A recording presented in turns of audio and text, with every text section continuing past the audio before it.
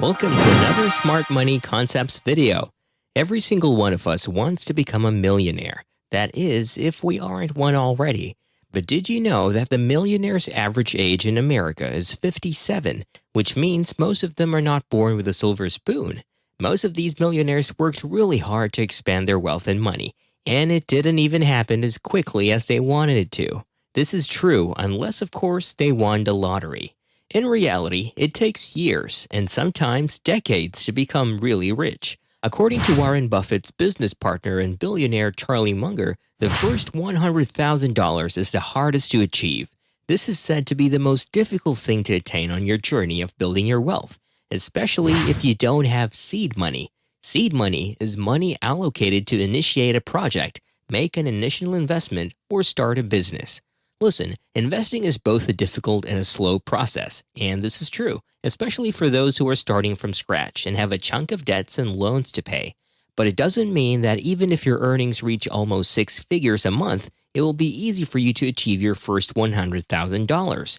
In an article published by Quartz, it was stated that America is actually full of high-earning, yet poor people. So in this video, I will share with you the reasons why saving your first $100,000 is the hardest, and some tips on how to do it. Is it actually possible? Yes. Before we start, please don't forget to hit the subscribe button for more Smart Money Concepts videos. Number 1.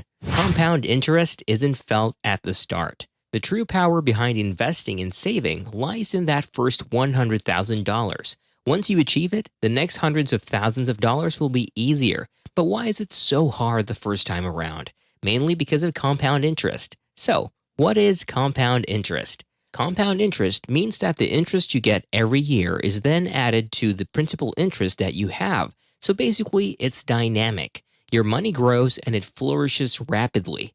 It's critical that you become familiar with this concept, especially when you're investing, as it's one of the most important ways to assess the growth of your wealth. It's in everything, from your stocks to your debts and savings. Compound interest plays a crucial role.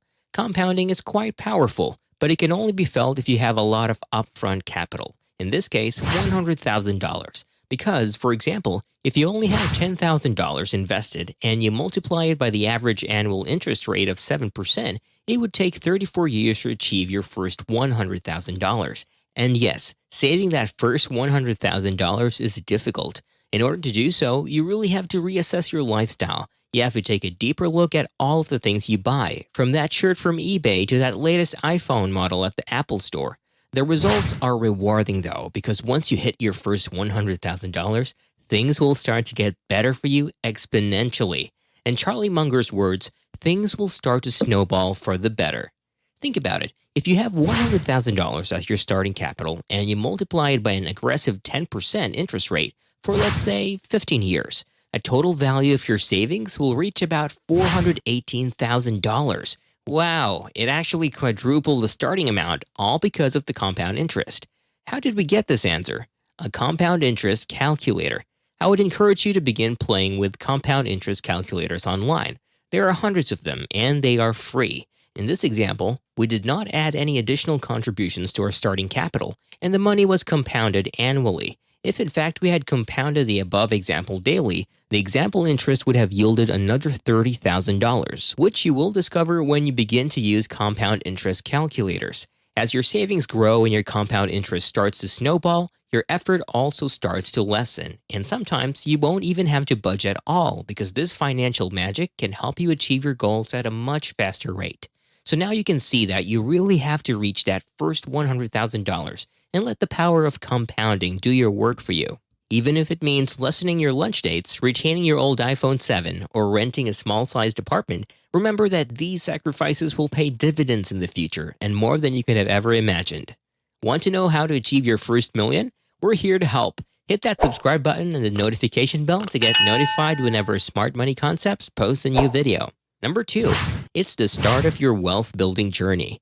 The second reason why obtaining your first $100,000 is the hardest is because it's officially the beginning of your life in the investing world. Remember, the first steps are usually the hardest and the most crucial. As a first-time investor, you have to figure out the best way for you to invest your money.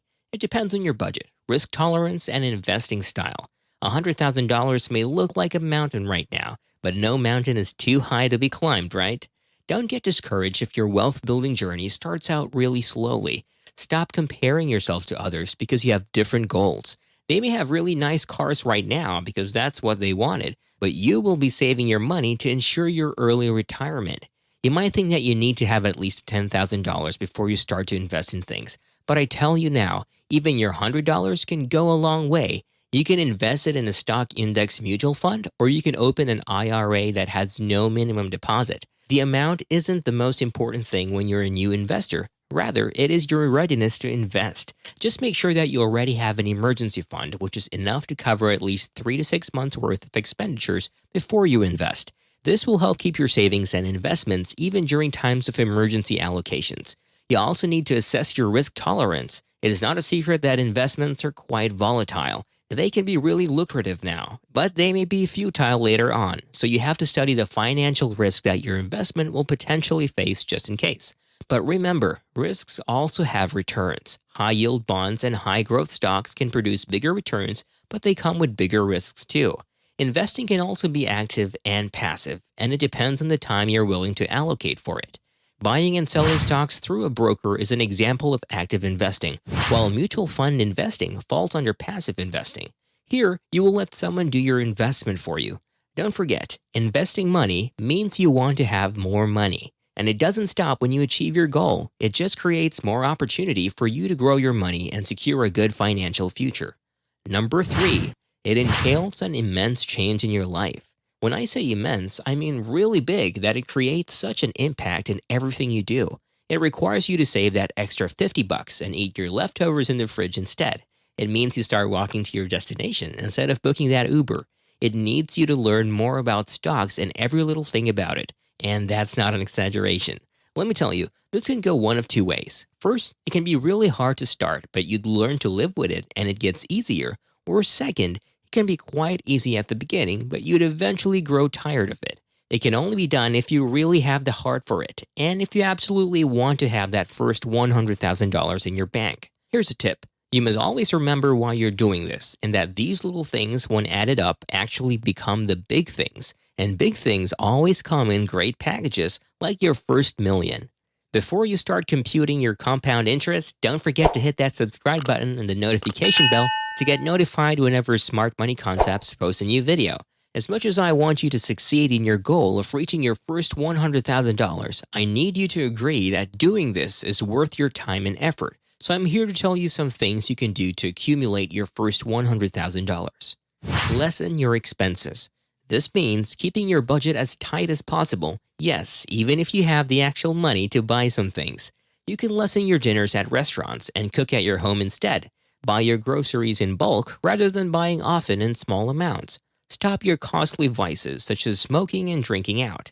Bring your lunch to the office instead of buying it, and learn to recycle and reuse certain items. Get another source of income. Got a few more hours to spare? You can consider getting a side hustle too. You may work as a freelancer, be an online tutor, or sell products and information. Then, make sure that the income you generate from these sources will go straight to your savings. Follow your short-term goals. The right mindset is the key to effectively reaching your first $100,000.